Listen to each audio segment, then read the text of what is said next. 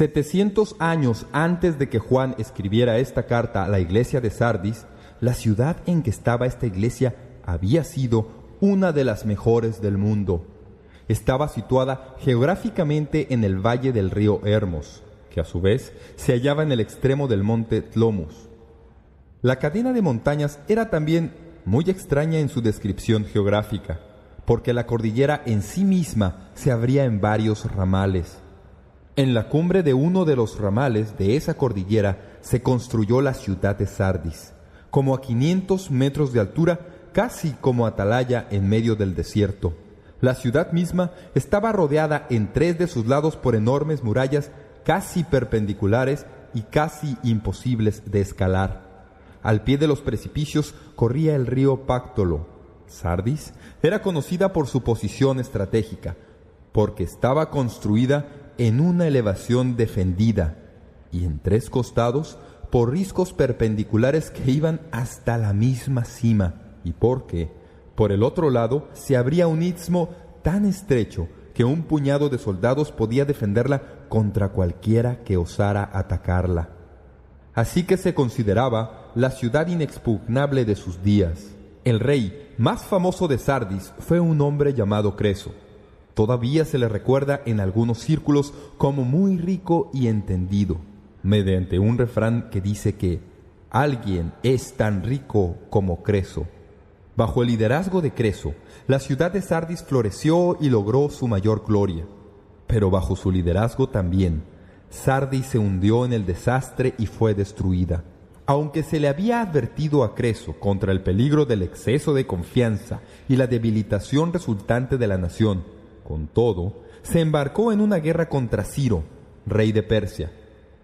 Según la historia, a fin de acabar con los ejércitos de Persia, Creso tenía que cruzar el río Jalis. Pagano que era, consultó con el famoso oráculo de Delfos, que le dijo: si cruzas el río Jalais, destruirás un gran imperio. Creso pensó que el oráculo estaba profetizando su éxito para derrotar a los persas. Ni siquiera se le ocurrió, en su propio orgullo, que el imperio que iba a destruir era el suyo propio. Cuando Creso se enfrentó a Ciro y al ejército persa al otro lado del río Jalis, sufrió una gran derrota y fue obligado a replegarse a su fortaleza encima del ramal de la montaña, la ciudad de Sardis.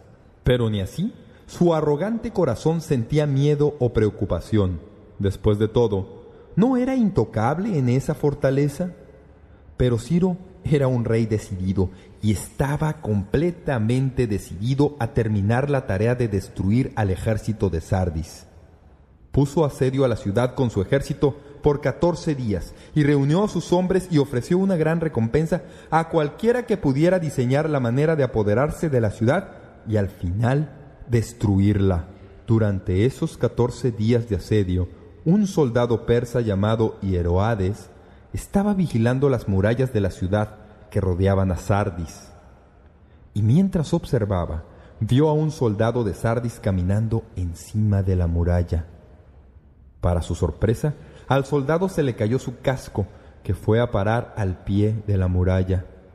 Mientras Hieroades observaba desde su puesto de observación en el ejército persa, notó asombrado que el soldado de Sardis descendía por la pared, evidentemente por alguna grieta hasta donde estaba su casco.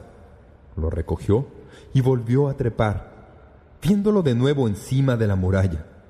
Esa noche, Hieroades dirigió a un grupo de tropas persas a trepar por las rocas. Localizaron la grieta y después de trepar hasta la parte superior de la muralla, encontraron la ciudad completamente desguarnecida.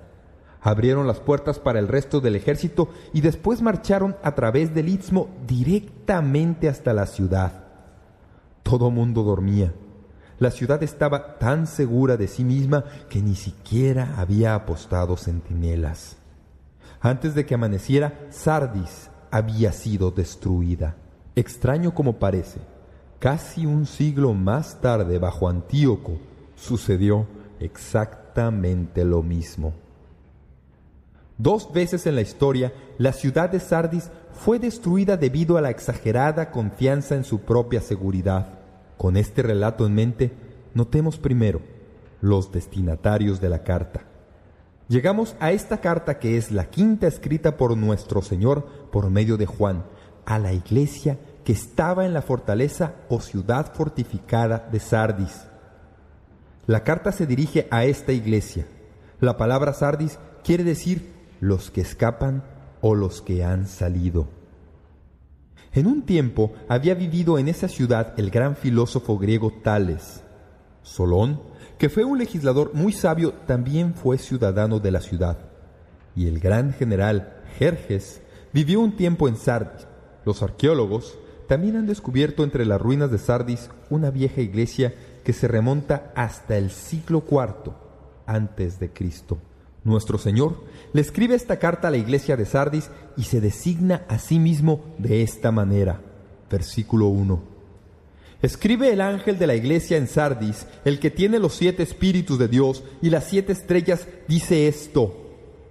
Al estudiar una carta anterior, exploramos esto de los 7 espíritus de Dios, y estudiando el libro de Isaías, les indiqué que es una referencia al Espíritu Santo y su obra perfecta, la obra séptuple del Espíritu Santo en toda su perfección. 7 es el número de la perfección. Esto es también interesante porque es el Espíritu séptuple de Dios, y eso nos recuerda que el Espíritu de Dios estaba presente en todas las iglesias. Cristo viene a esta iglesia y le dice: yo soy el Dios que tiene el Espíritu. Soy el Dios que tiene el Espíritu Santo, el Espíritu séptuple. Soy el Dios que tiene en su mano las 7 estrellas. Esto de las 7 estrellas, de acuerdo al capítulo 1 y versículo 20, se entiende claramente. El misterio de las 7 estrellas que has visto en mi diestra y de los 7 candeleros de oro, las 7 maravillas, son los ángeles de las 7 iglesias, y los 7 candeleros que has visto son las 7 iglesias. Así que Jesús le está diciendo a la iglesia de Sardis: yo tengo el Espíritu Santo y tengo en mis manos el control de los 7 pastores de las 7 iglesias. Esta carta, entonces, es del Señor que controla las 7 iglesias. Ahora, inmediatamente al empezar a leer esta carta, uno empieza a notar algo diferente en ella. Empieza la última sección de las 7 iglesias y el contenido de la carta es una denuncia. Es una carta muy aguda y una carta que es muy contundente respecto a los males de la iglesia. Dice: yo conozco tus obras, que tienes nombre de que vives y estás muerto. Y luego en el versículo 2, porque no he hallado tus obras perfectas delante de Dios. Esta carta es diferente de todas las demás, porque es una carta de condenación inequívoca. Hay un cambio marcado de lo que ha sucedido hasta aquí, si recuerdan los mensajes anteriores. Por ejemplo, para la iglesia de Esmirna, que era pobre y rica, el Señor no tiene sino palabras de elogio. No hay una sola palabra de condenación para la iglesia de Esmirna. Para las iglesias de Éfeso, Pérgamo y Teatira, el Señor tiene palabras de cálido elogio, y también tiene algo que estas iglesias tenían que corregir, y las condena por esas cosas. Así que a las otras iglesias les dice una mezcla de elogio y condenación. Pero a la iglesia de Sardis, el Señor no tiene nada bueno para decirle. Había unos pocos en la iglesia que Él condena, pero a la iglesia como un todo no tiene nada bueno para decirle. Este es un pensamiento de lo más interesante, porque esta es la iglesia entre todas las 7 iglesias que al parecer tenía la mejor reputación. Era una iglesia que todo mundo conocía, y sin embargo el Señor no tiene nada de bueno que decir respecto a esta iglesia. Al seguir leyendo en la Biblia, descubrirán que hay 2 cosas que el Señor critica en la iglesia. Primeramente, denuncia a la iglesia por su profesión externa y su mortandad interna. Dice: yo conozco tus obras, que tienes nombre de que vives y estás muerto. Básicamente, lo que quiere decir es que la iglesia tenía una buena reputación, pero estaba muerta. No pude evitar pensar esta semana que la iglesia de Sardis debe haber sido la primera iglesia en la historia que tenía en su membresía lo que hoy día llamamos cristianos nominales. Un cristiano nominal es un creyente que es un cristiano nominalmente, solo de nombre.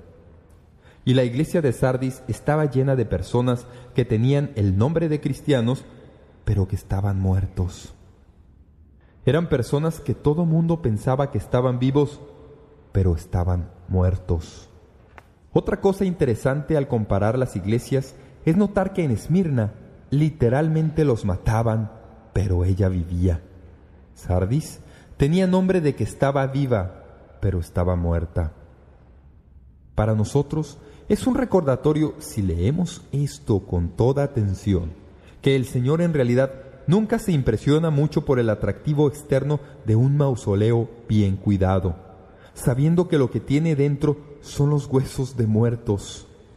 Los miembros de esta iglesia estaban físicamente vivos, pero estaban espiritualmente muertos. Sus obras eran los elegantes lienzos sepulcrales que llevaban para disfrazar el cadáver.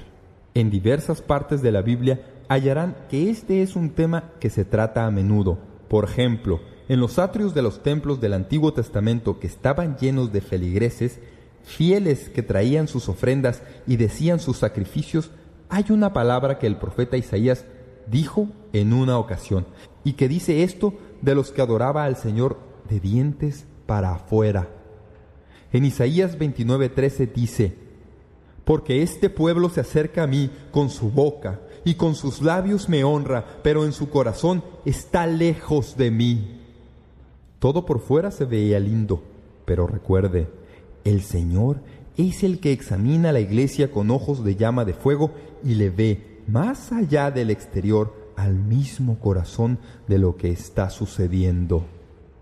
Jesús vio el mismo defecto en el Nuevo Testamento cuando vio a los fariseos. Según sus palabras, los fariseos daban limosnas y decían sus oraciones e inclusive desfiguraban su cara para que todo el mundo supiera lo espirituales que eran mientras estaban ayunando. Pero el Señor vio por debajo de todo eso y reconoció que lo hacían para ser vistos de los hombres. En Mateo 23 les dijo: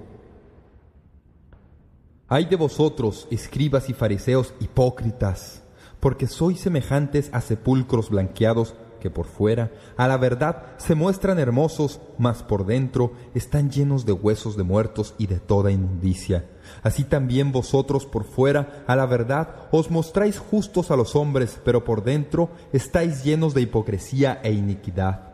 La iglesia de Sardis era como las personas que Pablo describió en su carta a Timoteo. En 2 Timoteo 3:5 le escribió a Timoteo y le dijo que tenían apariencia de piedad, pero negaban el poder de la misma. El escritor John Stott nos recuerda que una hipocresía como esa puede penetrar en la vida de toda la iglesia. Podemos tener un hermoso coro, un órgano caro, buena música, excelentes himnos y muy buen canto congregacional. Podemos articular los himnos y los salmos con elegancia impecable mientras nuestras mentes vagan y nuestro corazón está lejos de Dios. Podemos tener pompa y ceremonia, color y rito, precisión litúrgica y esplendor eclesiástico, y sin embargo, ofrecer una adoración que no es perfecta ni completa a los ojos de Dios. William Ramsey observa que una iglesia corre el peligro de morirse cuando empieza a adorar su propio pasado, cuando se preocupa más por la forma que por la vida, cuando ama su sistema más que su amor a Jesucristo, cuando se preocupa más por lo material que por lo espiritual. Dijo que una iglesia así o ya está muerta o está muriéndose.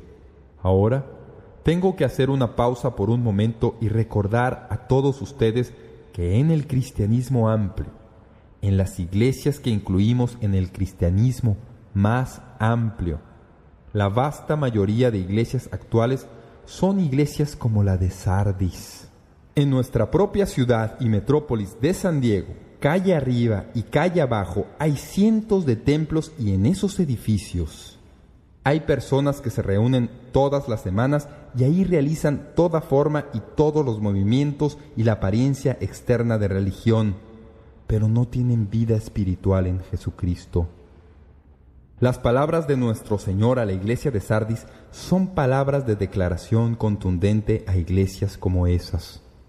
Es posible tener la apariencia de una iglesia, actuar como una iglesia, lograr que la gente piense que se es una iglesia y estar muerto por dentro.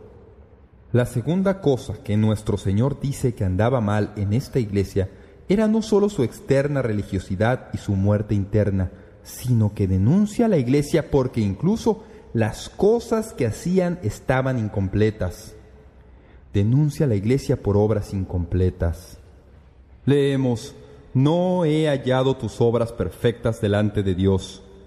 La palabra perfecto quiere decir terminado, completo, realizado. Los creyentes de Sardis estaban físicamente vivos, pero espiritualmente muertos, y no había nada que quedara terminado en algún momento. Eran como una religión incipiente que nunca crece mucho. Era como si estuvieran en las etapas de la infancia. Y así nuestro Señor, en base a esta denuncia, da palabras fuertes de instrucción a la iglesia. Aquí tenemos la dirección a la iglesia. En el versículo que sigue hay 5 exhortaciones que se le dan a esta iglesia muerta. Permítanme recordarles que en la iglesia de Sardis había 3 grupos de personas. Había personas que ni siquiera eran creyentes, que no eran cristianos, personas no salvas. En segundo lugar, había cristianos que eran tan carnales que uno no podía decir la diferencia entre ellos y los no salvos. Y luego, en tercer lugar, había un pequeño resto, un grupito pequeño de personas que realmente amaban a Dios y estaban tratando de mantener a la iglesia marchando y querían que la iglesia fuera lo que siempre se suponía que debía ser. Y así, nuestro Señor ahora les habla como grupo, y en su instrucción a la iglesia como grupo hay palabras para todos estos 3 tipos. Noten lo primero que les dice: ustedes como iglesia sean vigilantes. En el versículo 2 leemos: sé vigilante. La palabra griega que se traduce sé vigilante lleva la idea de mirar algo con intención fija. Literalmente viene de 2 palabras que quieren decir espantar el sueño. Jesús le está diciendo a esta iglesia: estás a punto de perder todo lo que tienes. En mis ojos ya he visto que estás muerta. Pero hay un poquito que queda, pero vas a perderlo si no te despiertas, si no te pones vigilante. En la carta de Pablo a los Efesios dice algo similar. En Efesios 5:14 dice: por lo cual dice, despiértate, tú que duermes, y levántate de los muertos, y te alumbrará Cristo. ¿Cómo se muere una iglesia? ¿Qué le sucede a una iglesia que una vez era vibrante y estaba viva con el Espíritu de Dios en el centro de sus actividades? ¿Cómo se muere? Se muere no solo debido a que la muerte es el fin último de todo lo que conocemos hoy, aparte de Dios, sino que se muere porque los creyentes no están despiertos y permiten que la muerte entre por la puerta y ella empieza a esparcir su enfermedad y su cáncer entre todos sus miembros. Periódicamente vienen a verme algunas personas y me dicen: pastor, yo no creo en la membresía en la iglesia. No pienso que nadie debería tener que responder preguntas ni unirse a ninguna membresía. Nadie debería preguntarles nada. Si quieren ser miembros de una iglesia, ¿por qué no simplemente permitirles que vengan? Después de todo, eso parece lo correcto. La membresía en la iglesia, como ven, es por lo menos un esfuerzo humano para asegurarnos de que individuos que no conocen a Jesucristo como su Salvador no acaben poniéndose frente a una clase para enseñar a los niños cosas que no son verdad. El liderazgo de la iglesia se escoge de entre la membresía de la iglesia, y la membresía de la iglesia se compone de hombres y mujeres que por lo menos por fuera han dado un testimonio verbal de su relación con Jesucristo mediante una fe que salva. Hacemos esto porque no queremos que nuestra iglesia se muera. Para mí es asombroso porque conozco personas que ni siquiera conocen a Dios, que ni siquiera conocen a Jesucristo, y me dicen que asisten a ciertas iglesias y al segundo domingo que asisten, alguien les pone el brazo en el hombro y les dice: Usted va a enseñar a los jóvenes la próxima semana. Ni siquiera saben si esas personas creen en la Biblia. No saben si creen en el nacimiento virginal de Jesucristo. Para ellos no hace ninguna diferencia. Así la muerte perpetúa la muerte y la iglesia se muere y finalmente no hay ninguna vida que quede en ella. La generación de jóvenes que recibe la enseñanza de aquellas personas no salvas crecen para ser miembros no salvos de la iglesia, que luego llegan a ser diáconos, fideicomisarios y líderes de esta, y finalmente la iglesia está muerta. Todo lo que necesitan es un servicio fúnebre. Así que el Señor le dice: tienes que ser vigilante. Yo diría lo mismo a nuestra iglesia: tenemos que ser vigilantes. Ahora, noten la segunda palabra: sé vigoroso. Miren lo que dice: sé vigilante, y afirma las otras cosas que están por morir.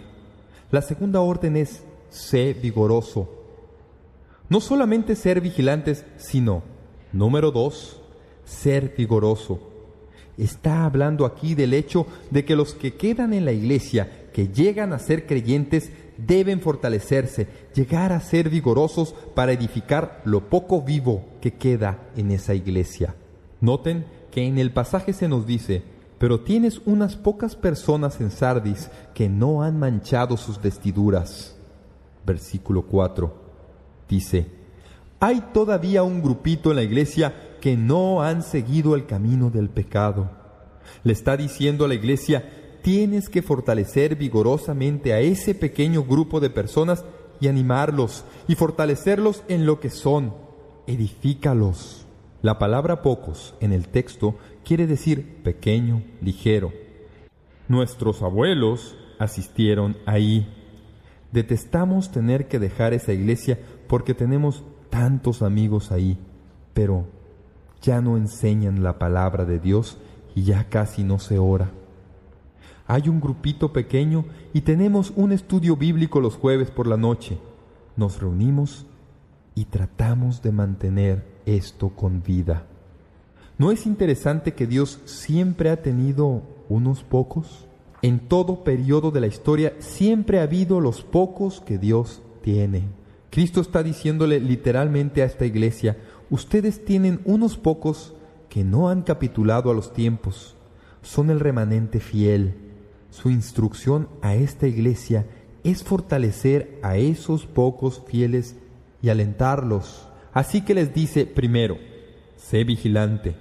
En segundo lugar, sé vigoroso. Ahora, en tercer lugar, les dice: sé victorioso. A los creyentes les dice en el versículo 3: acuérdate pues de lo que has recibido y oído. Esa frase nos lleva de nuevo a la forma en que el Señor se designa en el versículo 1. ¿Cómo se designa? Es el Señor que tiene el Espíritu Santo. ¿Qué es la muerte en una iglesia? La muerte en la iglesia tiene lugar cuando el espíritu se separa del cuerpo. La mejor definición de la muerte que se encontrará, bien sea física o espiritual, es esta: lo que sucede cuando morimos es que el espíritu se separa del cuerpo.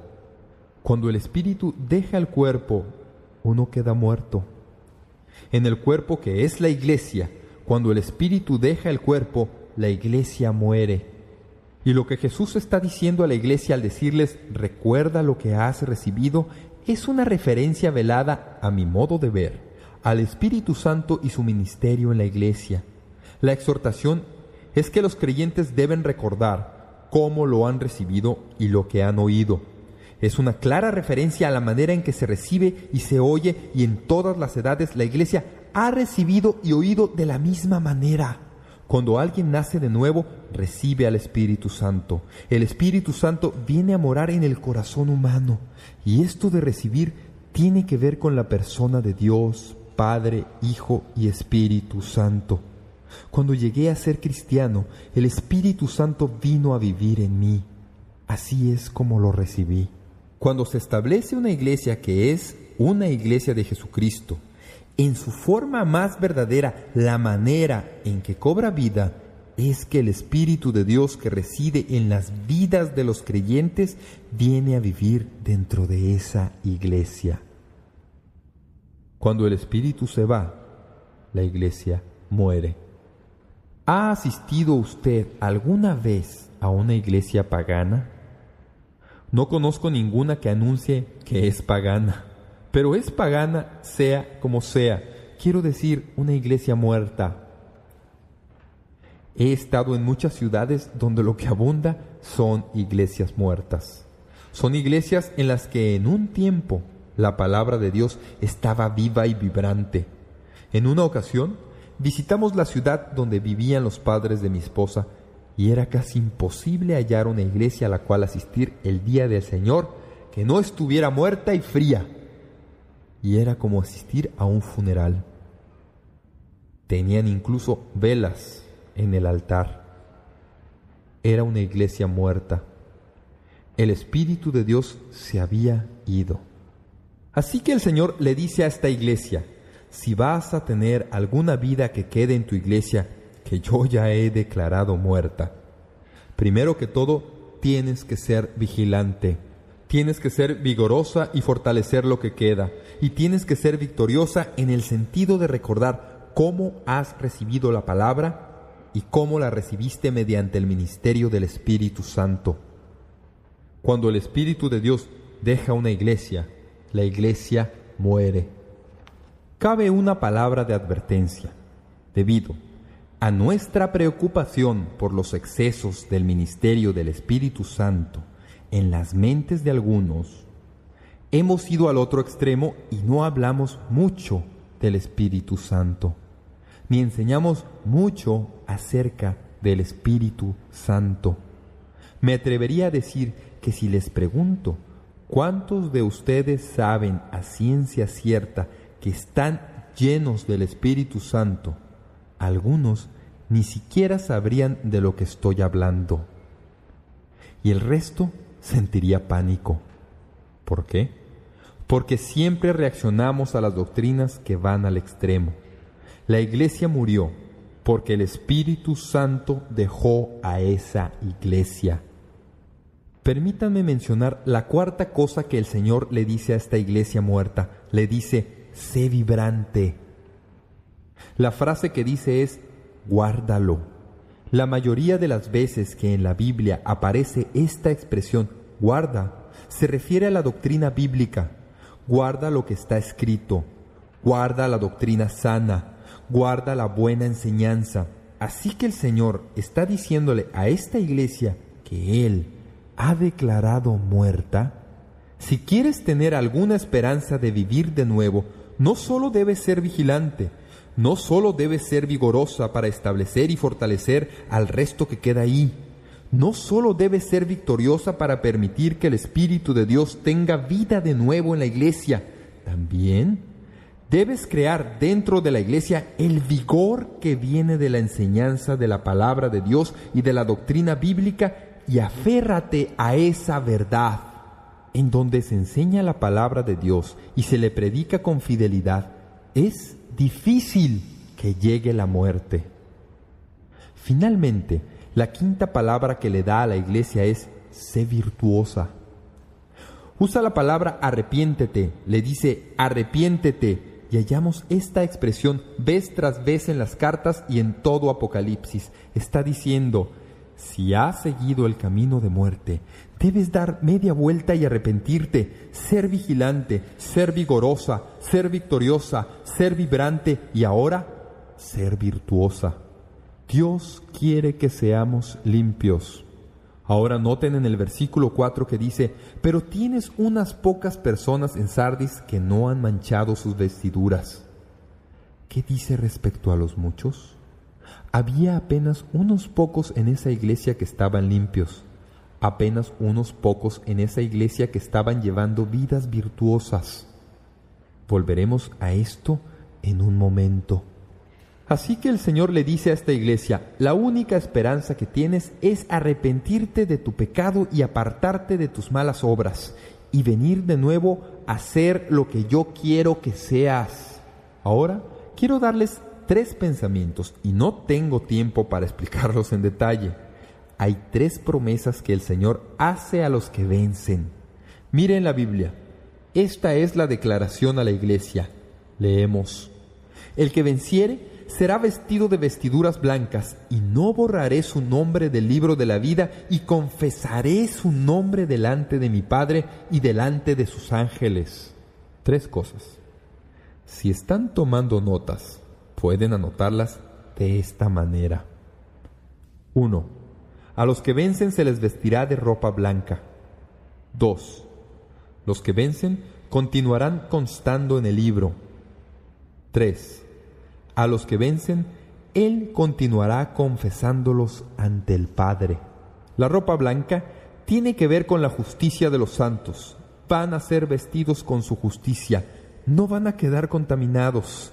Han caminado rectamente. Este es un pensamiento asombroso.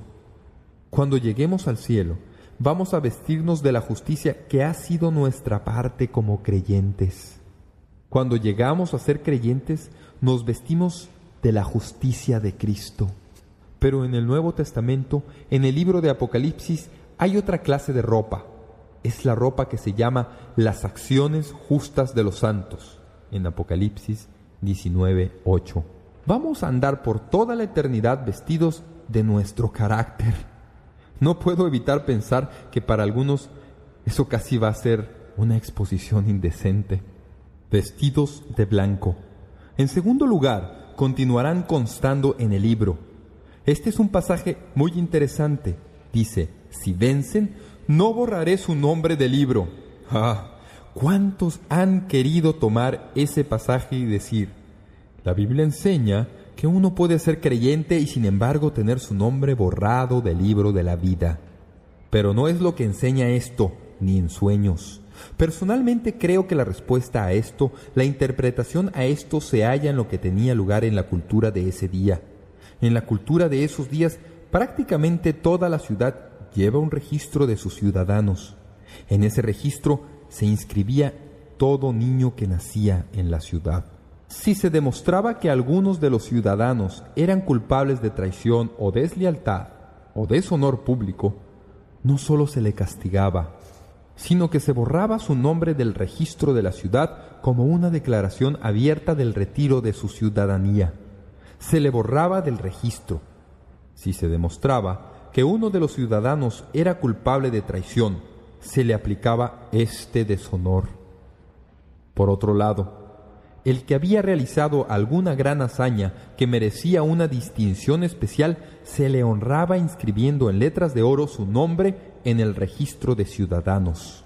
Así que la afirmación enfática del Señor implica no meramente que el nombre del que vence jamás será borrado del registro, como hacían a menudo en la ciudad en que vivía la gente de Sardis, sino que en esencia está diciendo lo otro también, y es escribir su nombre en letras de oro en el libro en el cual ya consta su nombre.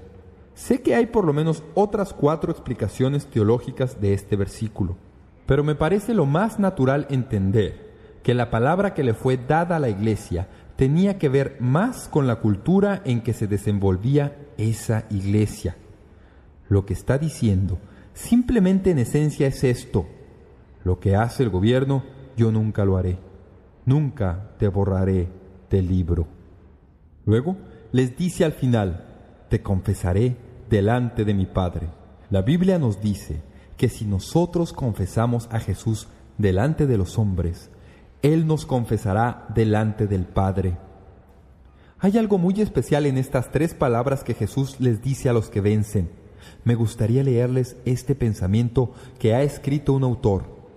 Dice: los fieles, vestidos con las togas blancas de los hijos nacidos libres, entrarán en la procesión triunfal con el vencedor. Serán llevados al banquete y se les vestirá de la ropa reluciente festiva. Se honrará sus nombres en el registro cívico y finalmente serán confesados ante el soberano.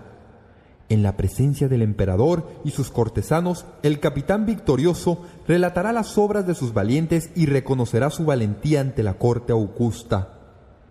El que sigue a Cristo en la vida en la tierra, le seguirá en la senda de gloria en el cielo.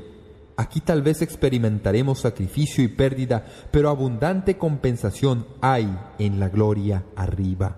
Eso es, cuando andamos con el Señor, cuando somos vencedores, cuando evitamos la muerte que nos rodea y vivimos por encima de eso, el Señor ha prometido que nos tratará de esta manera. Nos vestirá de blanco, continuaremos en el libro y nos confesará ante el Padre.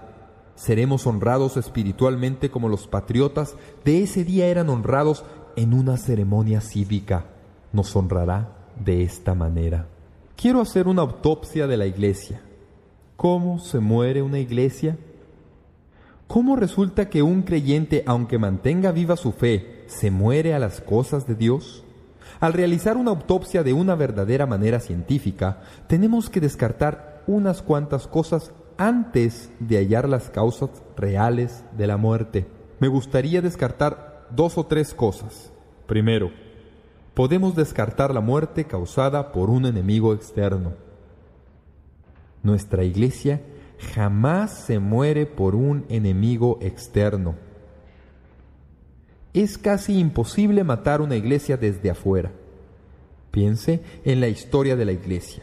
En los primeros días de la iglesia, cuando ésta estaba trastornando al mundo, los judíos se propusieron destruir a la iglesia mediante la persecución y más bien lo que hicieron fue proveer los ímpetus para esparcir el evangelio por todo el mundo.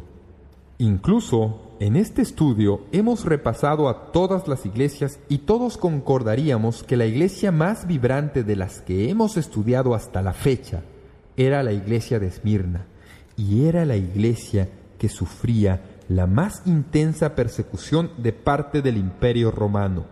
No se puede matar una iglesia mediante ataque externo, porque cuando la iglesia sufre un ataque desde afuera, siempre hay una cohesión en la gente de adentro. Se reagrupan y se fortalecen y dicen: por la gracia de Dios resistiremos los ataques contra esta iglesia. Y siempre se hacen más fuertes. No se puede matar una iglesia desde afuera. Nos preocupamos demasiado por eso. En segundo lugar, podemos descartar la muerte por suicidio. La iglesia no se murió a propósito. No hubo un rompimiento deliberado con Jesucristo. Los miembros de la iglesia no habían convocado a una reunión y aprobado una resolución de que iban a hacer algo como esto. Considerando que nos hemos desencantado con la vida cristiana y considerando que hemos hallado que no vale la pena tomar literalmente las promesas de Jesucristo, se resuelve que desde este día en adelante renunciaremos a toda lealtad a Jesucristo y a su iglesia. Esto asusta incluso al decirlo como ilustración. Pero ninguna iglesia jamás hace eso. Nunca he oído que una iglesia haga algo así. ¿Han oído alguna vez que una iglesia haya hecho esto? Las iglesias no se mueren por suicidio deliberado. En tercer lugar, podemos descartar la muerte por abandono. La iglesia no se murió porque Dios la hubiera abandonado. No se murió porque la hubieran abandonado los que eran fieles al Señor. Sabemos esto porque en esta iglesia que Jesús dice que estaba muerta había un remanente. Este grupo había permanecido fiel al Señor. Estuvieron ahí todo el tiempo. No habían manchado sus ropas. Estos pocos cristianos eran un testimonio vivo de la disponibilidad de la provisión espiritual de Dios para toda persona en la iglesia. Estaban vivos aunque estaban rodeados de muertos. A pesar de los tremendos males de la ciudad y de la iglesia, ellos seguían calientes, vibrantes y vivos en Cristo. La iglesia no se murió porque Dios los había abandonado. Así que, ¿qué causa la muerte? He meditado en esto por muchos días y es aterrador. Permítanme decirles en primer lugar que la iglesia se muere por la muerte de sus miembros individuales. ¿Qué pensamiento más aleccionador es este? Una iglesia vive solamente cuando sus miembros individuales viven. ¿Qué es una iglesia? ¿Un edificio? La iglesia son las personas. Permítanme decirles esto. Si cada persona de esta iglesia determina que por la gracia de Dios van a seguir estando vivos y vibrantes, vigorosos, victoriosos, virtuosos y vigilantes, esta iglesia nunca morirá. La iglesia no se muere simplemente como cuerpo, se puede morir solamente conforme los miembros individuales de la iglesia se mueren. Leí esta semana de un ministerio que tenía una reputación de hacer cosas excéntricas. Un domingo por la mañana le dijo a la congregación que había llegado a creer de corazón que su iglesia estaba muerta y los invitó a volver al servicio de la noche en el cual iba a tener el servicio fúnebre de la iglesia.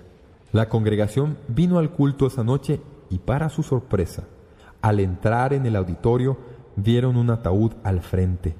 El ataúd estaba cerrado. El pastor se levantó y predicó incisivo sermón sobre la muerte de los miembros de la iglesia. Habló de la importancia de la palabra de Dios y del Espíritu Santo y cómo ellos habían negado la verdad y no estaban viviendo vidas rectas y que estaban viviendo como el mundo. Y dijo, debido a eso, esta iglesia se ha muerto.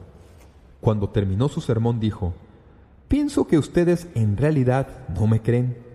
Por consiguiente, cuando haya terminado, vamos a abrir el ataúd y quisiera que hagan una fila y examinen los restos mortales.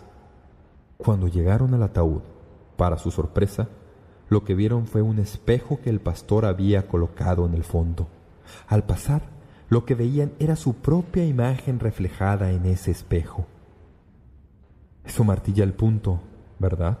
La iglesia se muere cuando nosotros nos morimos. Como ven, no se puede andar por todos lados diciendo, pienso que mi iglesia se está muriendo. Ah, no. El problema es que la iglesia vivirá si usted sigue vivo. La iglesia será vibrante si usted es vibrante. La iglesia estará llena del Espíritu si usted está lleno del Espíritu. Si usted no lo está, la iglesia no lo estará. La segunda cosa que se halla al realizar esta autopsia es que hay que recordar que la iglesia se murió porque se apoyaba en su reputación pasada. La iglesia de Sardis se murió porque se olvidó que sus victorias de ayer no cuentan para hoy. Tengo que decirles algo que me dejó perplejo. ¿Quieren saber hasta qué punto es vibrante su fe cristiana? Permítame hacerle una pregunta. ¿Cuán viejas son sus ilustraciones? ¿Tiene que prestar las de ayer o las de antier? ¿O es algo que tiene lugar en su vida hoy mismo? De modo que cuando usted habla de su fe, puede decir, ¿esto es lo que el Señor hizo por mí hoy? Vance Havner, el gran predicador bautista del sur, que ya está con el Señor, solía decirle en sus reuniones que todo ministerio espiritual atraviesa 4 etapas. Empieza con un hombre, pasa a ser un movimiento, se vuelve una maquinaria y últimamente un monumento. El problema con la iglesia de Sardis es que estaba en la etapa de monumento. Se olvidaron lo que era el ministerio. Estaban puliendo su monumento. Este es un peligro real, es un peligro para nosotros. Debemos orar que esto no suceda aquí. Eso nos destruiría, nos comería vivos. En el mundo del atletismo, la victoria que se ganó la semana pasada no significa nada esta semana. Hay que hacerlo cada vez, cada semana. El problema con Sardis es que se habían convertido en un monumento. Anteriormente en su historia, la iglesia había ganado una buena reputación.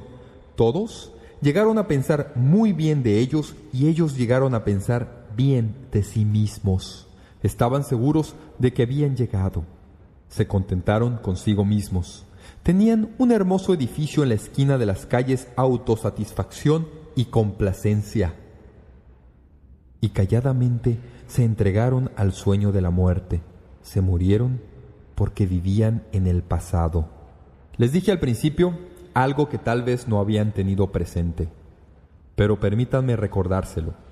La iglesia de Sardis se murió de la misma manera que se murió la ciudad, debido a la confianza exagerada y a la falta de vigilancia. El enemigo, que es Satanás, se metió en silencio por una grieta y por toda la ciudad. Abrió las puertas y Satanás y sus demonios entraron. Mataron a la iglesia porque estaban tan satisfechos de sí mismos, tan engreídos y tan seguros de sí mismos que dejaron de vivir una vida cristiana vigilante. Por último, quiero decirles que la iglesia se murió porque no fue sensible a su propia condición espiritual. La iglesia de Sardis se murió y ni siquiera se dio cuenta de su muerte. ¿No es eso trágico? Ni siquiera sabían que estaban muertos.